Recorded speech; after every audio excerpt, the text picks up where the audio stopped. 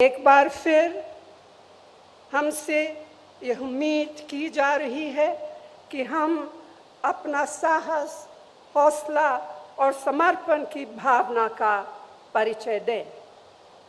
लेकिन आज जो हमारे संगठन के सामने परिस्थितियां उत्पन्न हुई है वे अभूतपूर्व है।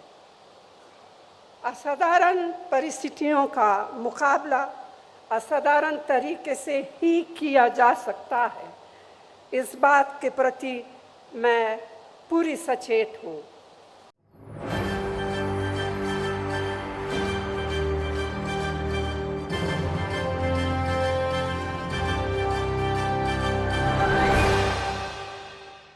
नमस्कार, मैं हूं मोहम्मद आसिफ और आप देख रहे हैं इस पे नई न्यूज। इस पे नई न्यूज में बात करेंगे आज सोनिया गांधी की। जिस तरीके से अल्पसंख्यकों पे अत्याचार हो रहा है, जिस तरह से उन्हें निशाना बनाया जा रहा है, ये कौन लोग हैं, इसको लेकर पूरा खुलासा किया है सोनिया गांधी ने।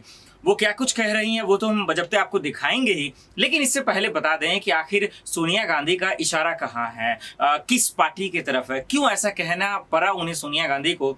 आज के आखिर एक कम्युनिटी को, एक समुदाय को टारगेट किया जा रहा है, उन्हें निशाना बनाया जा रहा है। देखिए, इस पूरे खेल को समझने से पहले आपको यहां समझना पड़ेगा कि आखिर देश में जिस तरीके से आपने देखा कि नवरात्रि और रमजान से पहले माहौल बनाया गया, कभी मीट को लेकर, कभी दुकानें बंद करवाई गई, कभी मुसलमानों पे अत्याचार किए गए, ये तमाम चीज़ों को देखते हुए तमाम नेता सोच रहे थे। फिर हमने देखा कि अचानक से शोभा यात्रा निकलता है। हमने देखा कि किस तरीके से नवरात्रि के दिन बिहार के मुजफ्फरपुर में मस्जिदों पे भगवा झंडा लहराया जाता है। इसके क्या मतलब निकलते हैं? शोभा यात्रा निकलता है, उसमें तलवार लिए जाते हैं, कट्टे लिए जाते हैं, इसका क्या मतलब समझा जाए? जहांगीरपुरी में हिंसा होता है, कई तरह की तस्वीरें आती हैं जहां हिंसा होती है, इसका क्या मतलब निकाला जाए? इन सब चीज़ को देखते हुए कहीं ना कहीं सोनिया गांधी ने साफ शब्दों में कहा है कि एक जो है समुदाय को, अल्पसंख्यकों को निशाना बनाया जा रहा है। हम सब ने देखा मध्य प्रदेश के खरगोन में किस तरह से हिंसा होती है, वहाँ किस तरीके से जो है बुलडोजरों से घर को तोड़ दिए जाते हैं। तो इससे साफ जाहिर है कि कहीं ना कहीं एक समुदाय को टारगेट किया जाता है। इन्हीं चीज़ों को देखते हुए सोनिया गांधी ने बड़ा बयान दिया है। देखिए, सोनिया गांधी ने साफ शब्दों में अगर यूं कहें तो वो कह रही हैं कि मुसलमानों के नाम पर डराने की, धमकाने की कोशिश की जा रही है। साथ ही साथ वो ये भी कह रही हैं कि कहीं ना कहीं आज जो देश में मुसलमानों को लेकर जो एक डर का माहौल बनाया जा रहा है, जैसे कि आपको ताजमहल बता देते हैं, जैसे कि कुतुब मीनार है, गयान वापी मस्जिद है। देखिए, वो तो एक सिर्फ बहाना है, राजनीति चमकाना है, यही करने की कोशिश की जा रही है और कर रहे हैं। अब ऐसे में सवाल ये है, समझने की बात ये है कि सोनिया गांधी एक तरफ कांग्रेस को मजबूत करने में लगी हुई है, चिंतन शिविर चल रहा है, 3 दिन का ये पूरा दौरा है और इसको लेकर वहां तमाम नेता मौजूद हैं। और उसी के दौरान सोनिया गांधी ने जमकर बीजेपी पर निशाना साधा। उन्होंने कहा कि बीजेपी आज अल्पसंख्यकों पर निशाना साध रही है, उस पर अत्याचार कर रही है। हमारी जिम्मेदारी है कि हम उनके हक की लड़ाई करें। ये एक सोनिया गांधी का एक अच्छा पहल है। तो देखिए, क्या कुछ कहा है उन्होंने, क्यों हुआ है ऐसा, क्या कर रही है बीजेपी, क्या खेल है, उन्होंने अपने पार्टी को कैसे मजबूत करेंगे, ये तमाम बातें तो कही हैं। लेकिन मुसलमानों को लेकर किस तरह से आज एक जाति को टारगेट किया जा रहा है, उसे बदनाम किया जा रहा है, उस पर जुल्म किया जा रहा है, इसको लेकर सोनिया गांधी ने विस्तार से अपनी बातें रखी हैं। तो आइए बिना वक्त गवाए आपको समझाते हैं, बताने की कोशिश करते हैं कि सोनिया गांधी क्या कह रही हैं और किस तरीके से अल्पसंख्यकों को हक की लड़ाई के लिए वो खड़ी उतरेंगी, क्या हेल्प करेंगी, कैसे मदद करेंगी, वो तमाम बातें कह रही हैं। तो आइए आपको बिना वक्त गवाए सुनाते हैं कि सोनिया गांधी आज चिंतन शिविर हो रहा है, उसके दौरान तमाम नेताओं को संबोधित करने के बाद किस तरीके से अल्पसंख्यकों को लेकर बीजेपी पे किस तरह से निशाना साधी हैं, आइए सुनते हैं।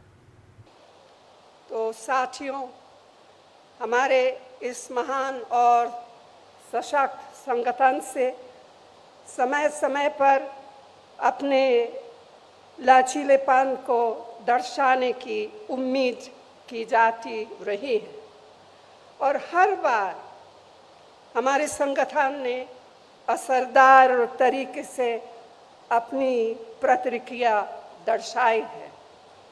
एक बार फिर हमसे यह उम्मीद की जा रही है कि हम अपना साहस, हौसला और समर्पण की भावना का परिचय दें।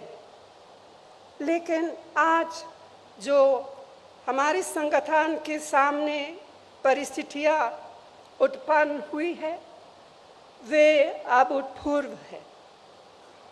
असाधारण परिस्थितियों का मुकाबला असाधारण तरीके से ही किया जा सकता है, इस बात के प्रति मैं पूरी सचेत हूँ।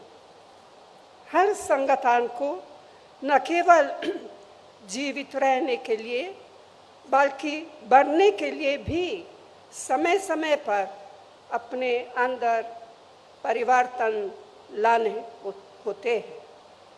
हमें सुधारों की सख्त ज़रूरत है। रणनीति में बदलाव, ढांचागत सुधार और रोज़ाना काम करने के तरीके में परिवर्तन। एक तरह से यह सबसे बुनियादी मुद्दा है, लेकिन मैं ये भी जोर देकर कहना चाहती हूँ कि हमारा पुनरुत्थान सिर्फ विशाल सामूहिक प्रयासों से ही हो पाएगा, और वो विशाल सामूहिक प्रयास ना टाले जा सकते हैं, न ही टाले जाएंगे। यह शिविर इस लंबे सफर में एक प्रभावशाली कदम है। हमारे लंबे और सुनहरे इतिहास में आज एक ऐसा समय आया है जब हमें अपनी निजी आकांक्षाओं को संगठन के हितों के अधीन रखना होगा। पार्टी ने हम सभी को बहुत कुछ दिया है। अब समय है कर्ज उतारने का। मैं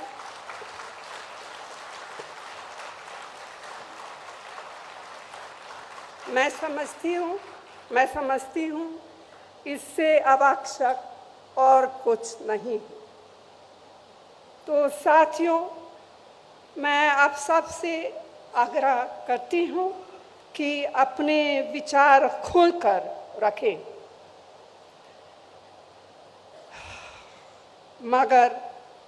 मगर बाहर सिर्फ एक ही संदेश जाना चाहिए: संगठन की मजबूती, दृढ़ निश्चय और एकता का संदेश।